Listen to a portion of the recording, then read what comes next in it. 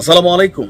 আমি জানি না সেনা প্রধানের এই বক্তব্যের পর ইন্টারিম গভর্নমেন্ট বা ডক্টর ইউনূসের সরকারের উপর কতটুকু প্রভাব প্রতিক্রিয়া তৈরি হবে।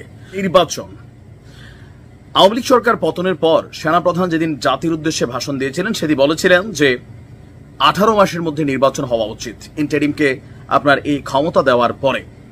তো এই যে গেল 9 মাস সংস্কার, আসলে কোথায় সংস্কার হচ্ছে, কার সংস্কার হচ্ছে, কি সংস্কার হচ্ছে, এটাও জাতির সামনে খুব বেশি দৃশ্যমান করতে পারেননি। তবে একদিকে যমুনা উত্তাল, রাতভর ইশরাকের সমর্থকরা সেখানে আন্দোলন করছেন, অপরদিকে সেনা প্রধান জেনারেল ওয়াকারুজ্জামান তিনি আমাদের সেনানিবাসে সেনা কর্মকর্তাদের উদ্দেশ্যে বেশ লম্বা চূড়া এক ভাষণ দিয়েছেন এবং এইখানে এই মুহূর্তে জাতীয় জীবনে যেই বিষয়গুলো নিয়ে আলোচনা, যে বিষয়গুলো জাতির জন্য প্রয়োজন, সেগুলোকে তিনি মুখ্য হিসাবে সামনে নিয়ে এসেছেন।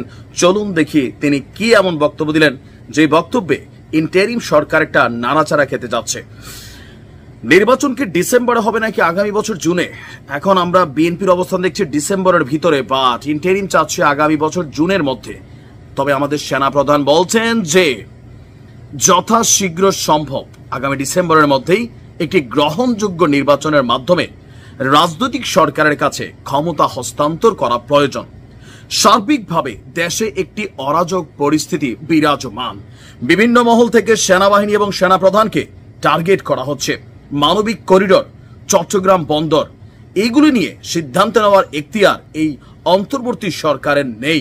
এগুলো রাজনৈতিক সরকার সিদ্ধান্ত নেবে। বর্তমান সার্বিক পরিস্থিতিতে দেশ এবং জনগণের কোন রকম ক্ষতি হোক এমন কোন কাজ সেনাবাহিনী করবে না, কাউকে করতেও দেবে না।